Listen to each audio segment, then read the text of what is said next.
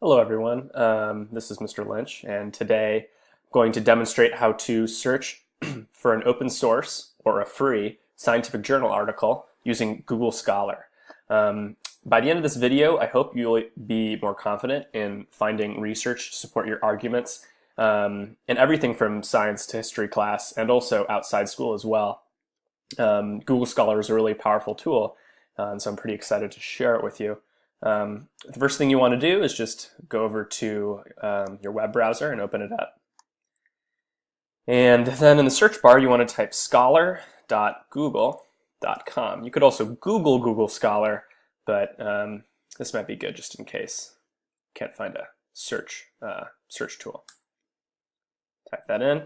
Now we're at the Google Scholar search bar. You'll notice it'll look really similar to the normal Google search bar, except obviously it'll say Scholar after it. Now the next step is really important. What you want to do is scroll over to this little profile icon. You want to click on it, and you want to make sure you're signed into the correct email address that you want to use to search articles. Now, if you're a student at a university or at a high school that has paid for access to certain journal articles, changing your account is really important, because if you use a personal account, you may be losing access to some journal articles that your school has paid for.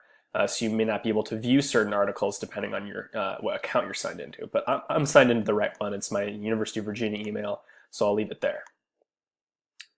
What you would do if you wanted to sign into a different account is simply click on it, and you may have to type in your password. So let's try to get out of that. Next thing you want to do is choose whether you want to search for an article or for case law. Now, case law is only relevant if you are in a law course or are training to be an attorney and you want to look up a relevant court case.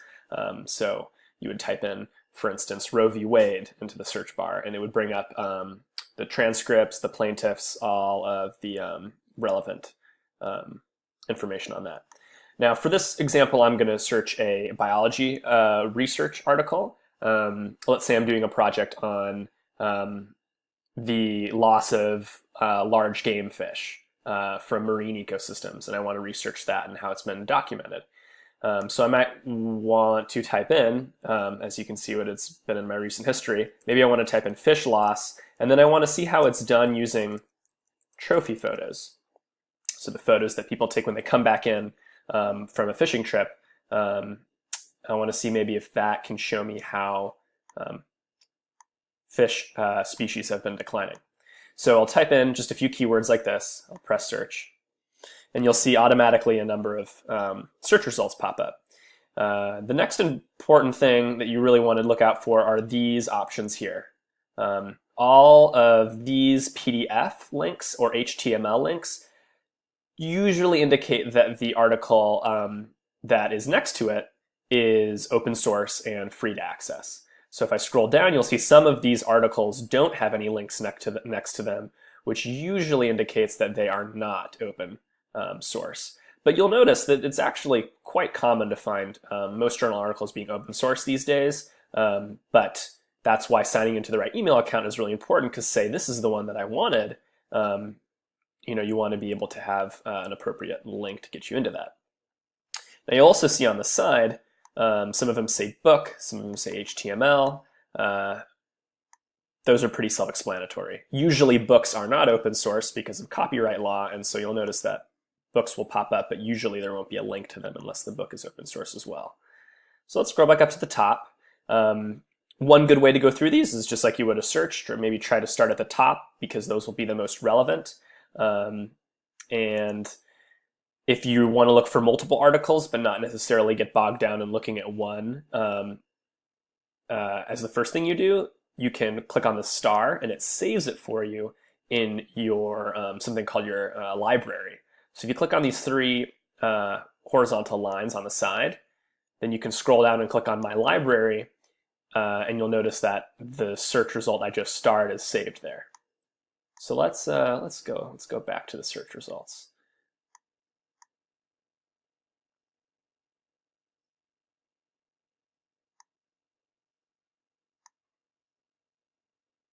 Okay. So I'm up here. Now you want to look at the article. So because it's open source, I'm going to click on this. And oftentimes it'll just pull up the article in whatever browser's PDF viewer is open. So I can scroll down, take kind of a preview of it, and see what it's all about. Let's try this again. Okay. So we can scroll down, just kind of maybe we want to read the abstract, see what the article is about. And sure enough, it's really interesting. Over time, they show how the catch that fishermen have been bringing into the same marina has gotten smaller over time. And so it's documenting how large fish predators have declined and how trophy photos can kind of act as evidence for that. And maybe I've decided this is the right article I want. Oftentimes there's just a download item in the PDF viewer in your web browser that you can just download it at. Otherwise, you can just go back to the search results. Now, one of my favorite features of Google Scholar is these quotation marks right here. And what you do is say I want to, maybe I found what I needed in the PDF viewer. I didn't even need to download it, but I want to make sure I cite my work. Then I'll click on this icon and you'll see all of the major citation formats and how they cited the article. Now, sometimes the formatting gets a little funky. Like, I'm not sure that this is correct. I may want to go in. This professor is actually a friend of mine in college, and so I know that her name is Lauren, just spelled L-O-R-E-N, but for some reason the formatting has been off on this. So just make sure you do your due diligence and make sure that, just double check with the article itself to make sure that everything is spelled correctly. And you can, simple as clicking in the box, doing something like Command A, or sorry, not Command A, just double clicking to select everything, and then you can copy the citation.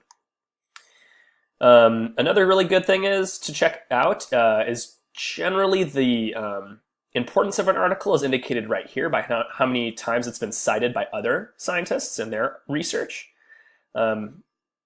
But this can also be influenced simply by how long a journal article has been out. So not by all means a definitive indicator of how important a journal article is to the scientific field, but it's a good rule of thumb. Now, related articles is nice if you want to see other things that are similar, and all versions just brings up different websites that you can access this journal article at. And I believe that's just about it for our tutorial.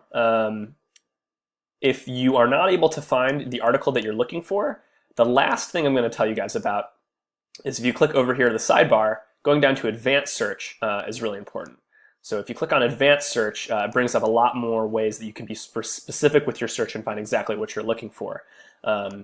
So you can type in a phrase, because what Google automatically will do is it'll break up all of these words into separate pieces and look for when these words are represented individually.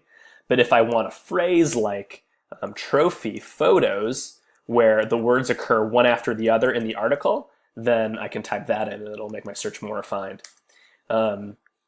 This lets you search by author, by the journal article, and then by the year, either in a range or in a single year. You can just type in the same date for both. So let's get out of that. And then you press search to execute that search. And if we go over here, you don't really have to worry about metrics or alerts if you're just kind of beginning with Google Scholar. But my library is really important. And it'll save it if you continue to use the same email. The library won't go away if you click out of the browser window. So that's about it. That's all I have to say about Google Scholar. This is just an introduction. We'll probably be coming out with more videos later about the different features of Google Scholar. But this is a good primer on just how to use the website effectively. Thanks.